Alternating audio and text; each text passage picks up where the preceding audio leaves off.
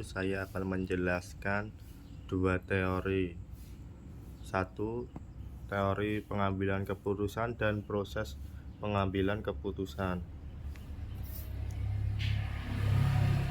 Materi teori pengambilan keputusan. Teori pengambilan keputusan menjelaskan berbagai model atau perspektif yang digunakan untuk memahami bagaimana keputusan dibuat. Beberapa teori utama: teori rasional, keputusan diambil secara logis dengan mempertimbangkan semua informasi dan alternatif untuk mencapai tujuan optimal. 2. Teori terbatas, bounded rationale, karena keterbatasan waktu, informasi, dan kondisi, keputusan sering diambil dengan cukup baik, shifting, bukan optimal. Teori incremental, keputusan dibuat melalui perubahan kecil bertahap dari kebijakan sebelumnya. Teori garbage dan keputusan diambil dalam kondisi chaos di mana masalah dan solusi pelaku tidak terstruktur dengan jelas. Contoh, memilih kampus. Teori rasional akan menganalisis semua pilihan secara detail, sementara bound rasional mungkin lebih memilih berdasarkan rekomendasi cepat. Materi pengambilan keputusan. Proses ini terdiri dari langkah-langkah sistematis, indikatif, masalah, menemukan isu yang diselesaikan, misalnya penurunan penjualan, pengumpulan data, mengumpulkan informasi relevan, data pasar, survei. 3. Analisis alternatif, membuat opsi, solusi, promosi produk, evaluasi alternatif, membandingkan kelebihan kekurangan tiap opsi. 5. Pengambilan keputusan, memiliki solusi terbaik, implementasi, melaksanakan keputusan, evaluasi hasil, memantau efektif keputusan. Contoh, perusahaan ingin meningkatkan penjualan, setelah analisis dipilih promosi diskon karena biaya rendah dan cepat diterapkan. Kesimpulan, teori pengambilan keputusan dibuat secara rasional, interaksi, dan lain-lain. Proses bagaimana langkah praktik, identifikasi masalah, hingga evaluasi. Terima kasih. Baik, di sini saya akan melanjutkan materi ini yang berjudul pengambilan keputusan birokrasi. Jadi birokrasi adalah proses di mana suatu organisasi, biasanya pemerintah, membuat pilihan atau keputusan terkait kebijakan publik, pelayanan publik, atau operasional organisasi. Proses ini melibatkan berbagai faktor, mulai dari identifikasi masalah, pengumpulan informasi, hingga evaluasi alternatif, dan seringkali mengikuti prosedur formal. Nah, selanjutnya ada pengambilan keputusan etis. Nah, pengambilan keputusan etis itu adalah proses kognitif yang melibatkan pemikiran, evaluasi, dan pemilihan tindakan berdasarkan prinsip-prinsip moral dan nilai yang berlaku. Ini adalah cara untuk membuat pilihan yang mempertimbangkan dampak keputusan pada individu, masyarakat, dan lingkungan, serta memastikan bahwa pilihan tersebut sesuai dengan norma-norma etika yang diterima secara umum. Pemecahan masalah dan pengambilan keputusan dalam kehidupan sehari-hari, baik di lingkungan pribadi maupun di lingkungan kerja. Kita sering dihadapkan pada berbagai tantangan yang membutuhkan pemecahan masalah dan pengambilan keputusan yang tepat. Kedua proses ini sangat penting untuk mencapai hasil yang efektif dan efisien. Pemecahan masalah dimulai dari proses mengenali adanya suatu permasalahan. Setelah itu, kita perlu mengumpulkan informasi terkait dan menganalisis penyebab utama dari masalah tersebut. Langkah berikutnya adalah mencari berbagai alternatif solusi yang memungkinkan untuk mengatasi masalah tersebut.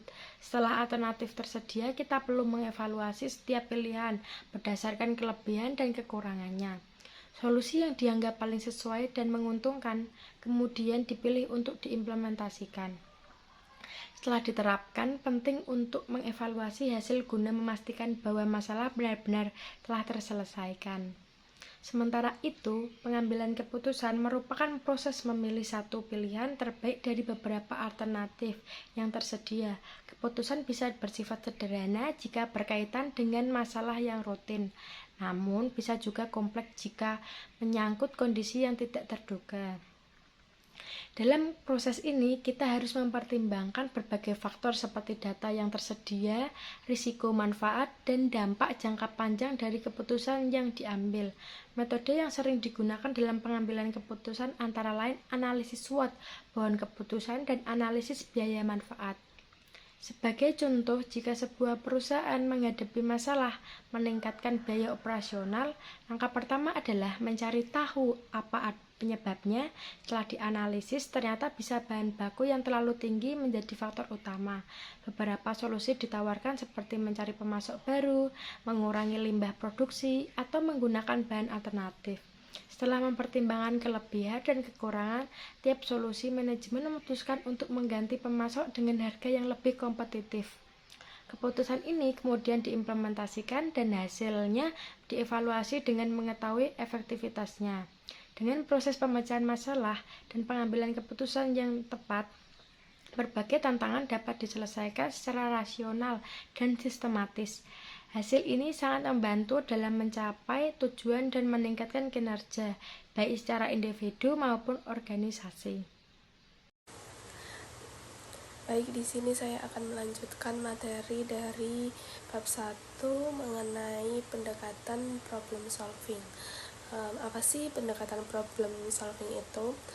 Pendekatan problem solving adalah cara sistematis yang digunakan untuk memahami, menganalisis, dan menyelesaikan suatu permasalahan. Pendekatan ini menekankan langkah-langkah logis dan terstruktur untuk menemukan solusi yang efektif dan berkelanjutan terhadap suatu masalah, baik dalam konteks individu, kelompok, maupun organisasi. Adapun ciri-ciri dari pendekatan problem solving, yaitu yang pertama, ada berorientasi pada penyelesaian masalah, bukan sekedar mengeluh atau menyalahkan. Yang kedua, menggunakan data dan analisis logis. Yang ketiga, melibatkan pengambilan keputusan berdasarkan alternatif solusi. Terus yang keempat, ada menekankan evaluasi dan tindak lanjut. Kemudian ada tahapan problem solving. Yang pertama itu ada identifikasi masalah. Di identifikasi masalah itu menjabarkan apa sih permasalahannya, terus kapan dan di mana masalah itu terjadi, kemudian siapa saja yang terlibat dalam masalah tersebut gitu. Terus yang kedua ada analisis masalah. Di analisis masalah ini menjabarkan mengapa masalah tersebut itu terjadi dengan menggunakan teknik seperti 5W1H begitu. Terus yang ketiga ada pengembangan solusi. Di sini membahas tentang bagaimana alternatif solusi untuk menyelesaikan masalah-masalah tersebut gitu. Kemudian yang keempat ada implementasi solusi, memilih solusi yang terbaik untuk permasalahan yang terjadi. Kemudian membuat rencana aksi atau action plan. Kemudian menetapkan siapa yang akan melakukan dan kapan akan dilakukan begitu. Kemudian yang terakhir ada evaluasi dan tindak lanjut. Itu menjelaskan apakah solusi itu berhasil dan kemudian pelajaran apa yang bisa diambil dari masalah tersebut. Kemudian apakah ada tindakan pencegahan untuk masa depan agar tidak terjadi lagi permasalahan tersebut. Model pemecahan masalah kreatif Osborne-Parnes adalah sebuah kerangka kerja sistematis yang dirancang untuk membantu individu atau kelompok menghasilkan solusi kreatif terhadap berbagai permasalahan. Model ini dikembangkan oleh Alex F. Osborne atau pencetus teknik brainstorming dan Sidney G. Parnes. Model ini sering disebut sebagai Creative Problem Solving atau CPS.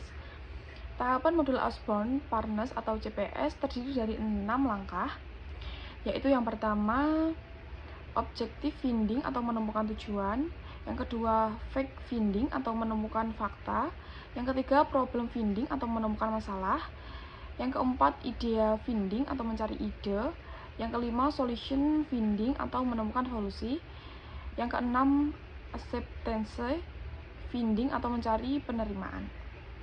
Ciri-ciri khas model Osborne Partners yaitu menggabungkan pemikiran divergent atau menghasilkan banyak ide dan convergent atau memilih ide terbaik.